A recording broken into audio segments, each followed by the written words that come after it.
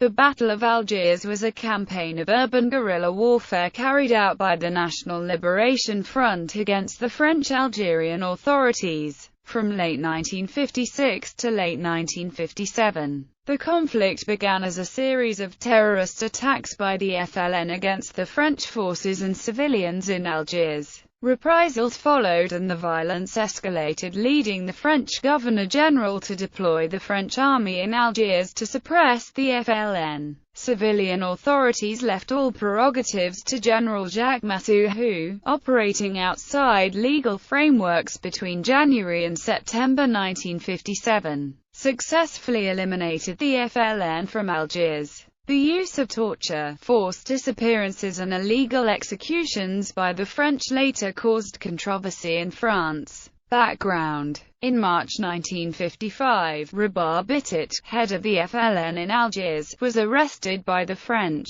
Abin Ramdane, recently freed from prison, was sent from Kabylie to take the political direction of the city in hand. In a short time, Ramdane managed to revive the FLN in Algiers. On August 20, 1955, violence broke out around Philippeville, drastically escalating the conflict. In 1956, the Algerian question was to be debated at the United Nations. During the summer of 1956, secret negotiations between the French and Algerian separatists took place in Belgrade and Rome. The Pied Noirs began to organize themselves into a paramilitary group under André Akiri, a former officer of the SDEC and under-prefect of Constantinople at the time of Sétif massacre. First phase. On 19 June 1956, 2 FLN prisoners were executed by guillotine at the Barberousse prison. Abin Ramdane ordered immediate reprisals against the French, and Youssef Saadi, who had assumed command in Algiers following Bitat's arrest, was ordered to shoot down any European from 18 to 54. No women, no children, no elder. A series of random attacks in the city followed, with 49 civilians shot by the FLN between 21 and 24 June. On the night of 10 August 1956, helped by members of Robert Martel's Union Française Nord-Africaine, Akiri planted a bomb at Thebes Road in the Casbah targeted at the FLN responsible for the June shootings. The explosion killed 73 Muslims.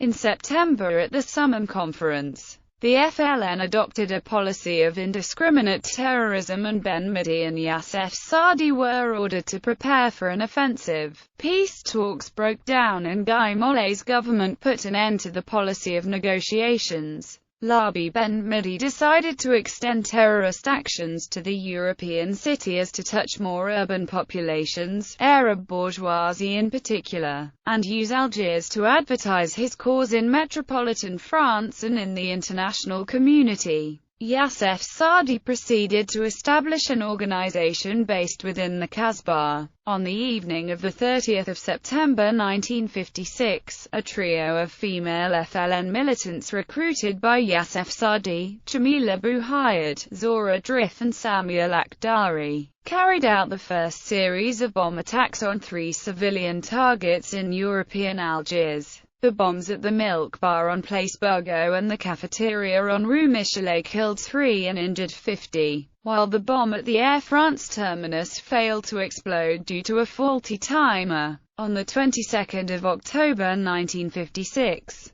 a Moroccan DC-3 plane ferrying the foreign affairs personnel of the FLN from Rabat to Tunis for a conference with President Bourguiba and the Sultan of Morocco was rerouted to Algiers. Hossein Ahmed, Ahmed Ben Bella, Mohamed Boudiaf, Mohamed Qaida and Mostafa Lacharif were arrested. In December, General Raoul Salan was promoted to Commander-in-Chief of the Army of Algeria. Salan was adept in the theory of counterinsurgency. He chose veterans of the First Indochina War as his lieutenants, most notably General André Dulac, Colonel Goussault, General Robert Allard, and Lieutenant Colonel Roger Trinquier. On the FLN side, A decision was made in late 1956 to embark upon a sustained campaign of urban terrorism designed to show the authority of the French state did not extend to Algiers, Algeria's largest city. Aben Ramdane believed that such a campaign would be the Algerian Dien Bien Phu that would force the French out of Algeria. It was decided to deliberately target Pied Noir citizens as a way of breaking French power, as one FLN directive put it. A bomb causing the death of 10 people, and wounding 50 others is the equivalent on the psychological level to the loss of a French battalion. On the 28th of December 1956, on the orders of Ben Midi, Ali Lapointe assassinated the mayor of Boufarik and president of the Federation of Mayors of Algeria, Amady Frodja, outside his house on Rue Michelet. The following day, a bomb exploded in the cemetery where Frodja was to be buried. Enraged European civilians responded by carrying out random revenge attacks, killing 4 Muslims and injuring 50. The army takes over on 7 January 1957. Governor-General Robert Lacoste summoned General Salin and General Massou, commander of the 10th Parachute Division, and explained that, as the Algiers police force was incapable of dealing with the FLN and controlling the Pied Noirs, Massou was to be granted full responsibility for the maintenance of order in Algiers. The 5,000-man-strong 10 EDP had just returned from the Suez Campaign, an elite unit. It was officered by many veterans of the Indochina War, including Colonels Marcel Bigard, Roger Trinquier. In addition to the 10 EDP, Massou's forces included police, the DST, the SDECE, the 11th Parachute Shock Regiment, the 9th Zouave Regiment, the 5th Chasseurs d'Afrique Regiment, the 25th Dragoon Regiment, 2 Intervention and Reconnaissance Detachments, 55 gendarmes, the Compagnies Républicaines de Sécurité, the Unités Territoriales, mostly composed of Pied Noirs and led by Colonel Jean-Robert Thomazeau. Prefect Serge Barrett signed a delegation of powers to General Massou, stipulating that, over the territory of the Algiers Department, responsibility for riot control is transferred, from the publication date of this decree, to the military authority that shall exercise police powers normally devoted to civilian authorities. Massou was charged to institute zones where stay is regulated or forbidden, to place any person whose activity would prove dangerous to public security and order under house arrest, under surveillance or not, to regulate public meetings, shows, bars, to order declaration of weapons, ammunition and explosives, and order their surrendering or seek and confiscate them. The order and authorize perquisitions of homes by day or night, to decide if penalties imposed as reparations of damage to public and private property to anyone found to have helped the rebellion in any way. There were no written orders from the government of Guy Mollet to use torture or engage in extrajudicial executions, but numerous army officers have stated that they received verbal permission to use whatever means necessary to break the FLN, including the use of torture and extrajudicial killings. Deployment and response. The 10 EDP deployed into Algiers the following week. The city had been divided into squares under a system known as quadrillage, with each allotted to a regimental command. The troops cordoned off each section, established checkpoints and conducted house-to-house searches throughout their areas of responsibility. A unit of the 11 Echok raided the Sûreté headquarters and took away all files on FLN suspects, and then proceeded to conduct mass arrests. On the afternoon of Saturday, the 26th of January, female FLN operatives again planted bombs in European Algiers. The targets were the Automatic on Rue Michelet, the cafeteria and the Coq-Hardy brasserie. The explosions killed 4 and wounded 50, and a Muslim was killed by Pied Noirs in retaliation. In late January, the FLN called an 8-day general strike across Algeria commencing on Monday, the 28th of January. The strike appeared to be a success, with most Muslim shops remaining shuttered, workers failed to turn up and children didn't attend school. However, Massu soon deployed his troops, and used armored cars to pull the steel shutters off shops, while army trucks rounded up workers and schoolchildren and forced them to attend their jobs and studies.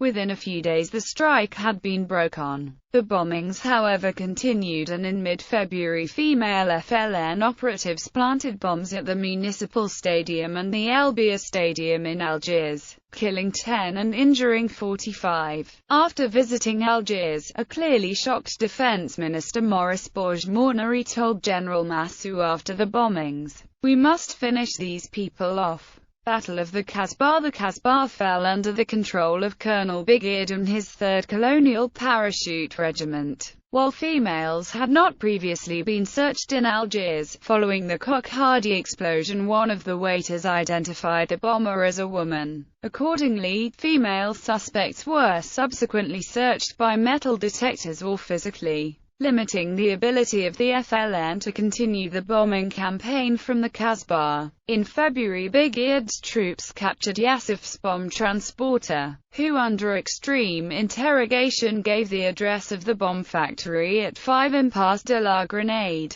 On the 19th of February, the 3 ERPC raided the bomb factory, finding 87 bombs, 70 kilograms of explosives, detonators and other material. Yassif's bomb-making organization within the Casbah had been destroyed. Intelligence, torture and summary executions. Meanwhile, Colonel Goddard had been mapping out the operational structure of the FLN in Algiers with his organogram. Each arrest and interrogation revealed new organizational cells. Colonel Trinquier operated an intelligence-gathering network throughout the city called the Dispositif de Protection Urbaine, which divided Algiers into sectors, subsectors, blocks and buildings, each individually numbered. For each block, a trusted Muslim French army veteran was appointed as the block warden, responsible for reporting all suspicious activities in their block. Many of these responsibles would be assassinated by the FLN. Edward Baer estimated that 30 to 40% of the male population of the Casbah was arrested at some point during the battle. These arrests generally took place at night, so that any names revealed under interrogation could be picked up before the curfew lifted in the morning. The suspects would then be handed over to the Détachement Opérationnel de Protection for interrogation, after which they would either be released or passed to a centre d'hébergement for further interrogation. During the battle, the use of torture by the French security forces became institutionalized, the techniques ranging from beatings, electroshock, waterboarding, sexual assault and rape. The use of torture was not restricted to Muslims. French FLN sympathizers were also picked up and subjected to it.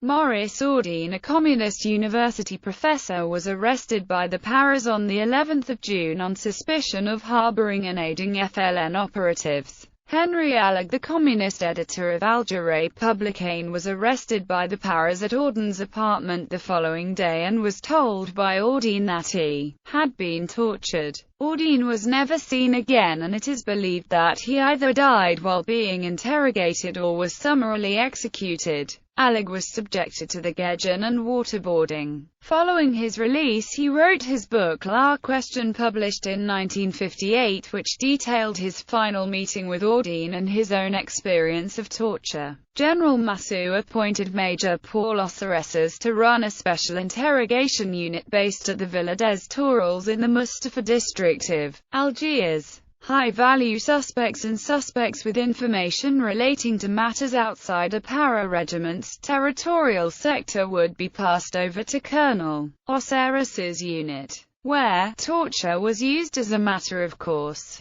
Following interrogation, the vast majority of suspects were sent to camps, while those deemed too dangerous were driven to a remote location outside of Algiers, where they were machine-gunned and buried. At the end of each night, Osseresses would write a report to Generals Salin and Massu and Governor-General Lacoste. On the 9th of February, paratroopers of the 2nd Parachute Chasseur Regiment arrested a prominent young lawyer and FLN sympathizer Ali Boumedienne. After attempting suicide, Boumedienne volunteered everything he knew, including his involvement in the murder of a European family. On the 25th of February, Colonel Trinquier's intelligence sources located Ben Midi, who was captured in his pajamas by Paras at Rue Claude Debussy. On the 6th of March, it was announced that Ben Midi had committed suicide by hanging himself with his shirt. Big Id had spent several days meeting with Ben Midi after his capture, hoping to use Benim Heidi's rivalry with Ben Bella to undermine the FLN. Judge Berard had suggested to Major Osseresses that Ben Midi should be poisoned with cyanide in an apparent suicide, and later in a meeting of General Massou, Colonel Trinquier and Osseresses, it was decided that Ben Midi should not stand trial due to the reprisals that would follow his execution, and so Major Osseresses and men of the 1st Parachute Chasseur Regiment removed him from Big Id's custody and drove him to a farm outside Algiers, where they faked his suicide by hanging.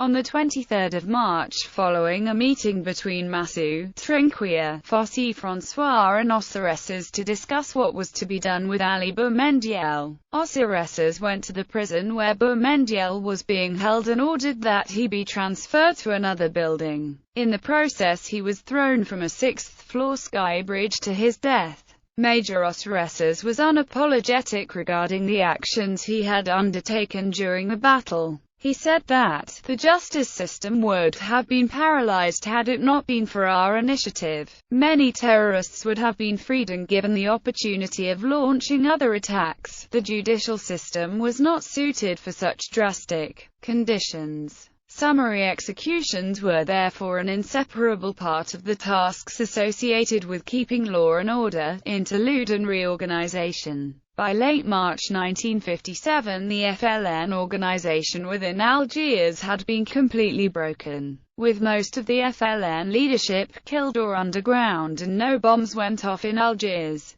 The 10 EDP were withdrawn from the city and redeployed to engage the FLN in the Kabylia. However, Yassef set about rebuilding his organization within Algiers. In April, one of Yassef's collaborators, Jamila Bouhiad, was arrested by a French patrol. Yassef, following her and disguised as a woman, attempted to shoot her, but only succeeded in wounding her, and Yassef fled back into the Kasbah. Second phase. In early May, 2 paratroopers were shot in the street by the FLN. Their comrades, led by one of Trinquier's informers, attacked a bathhouse which was believed to be an FLN hideout, killing almost 80 Muslims. On the 3rd of June, Yassef's forces planted bombs in street lamps at bus stops in the center of Algiers. The explosions killed 8 and wounded 90, a mix of French and Muslims. On the 9th of June, a bomb exploded at the casino on the outskirts of Algiers, killing 9 and injuring 85. Following the burial of the dead from the casino, the Pied Noirs started a ratonade that resulted in 5 Muslims dead and more than 50 injured.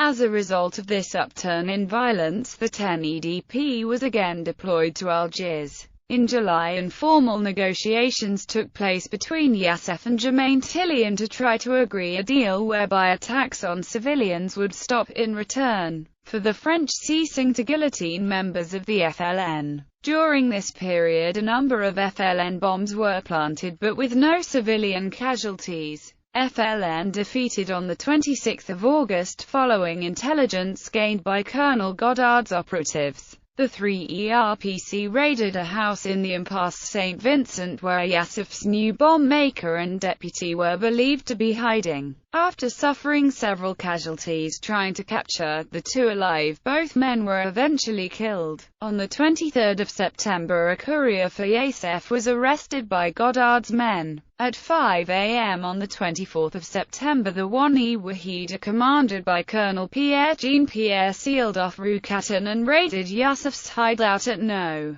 3. Yassef and Zora Drift hid in a wall cavity, but this was soon located by the French troops. Youssef threw a grenade at the French troops, but they were eager to take him alive, and he and Zora Drif eventually surrendered. Across the street at number 4, Ali Lapointe escaped the French cordon and went to another safe house in the Casbah. On the evening of the 8th of October, the Wani Wahida surrounded Ali Lapointe's hideout at 5 Rue des Abderrahmans. The paratroops laid charges to blow away the false partition behind which Ali and his comrades were hiding. Unfortunately, the explosion detonated a store of bombs, destroying the house and several neighboring buildings, killing Ali, his 2 comrades and 17 other Muslims in neighboring houses. The capture of Youssef and the death of Ali Lapointe marked the defeat of the FLN in the city and the end of the Battle of Algiers. Aftermath. The battle was the first clearly definable French victory of the war. The Paras and the commanders enjoyed immense popularity with the Pied-Noirs, and this sense of exuberance and strength would reach its zenith during the May 1958 crisis.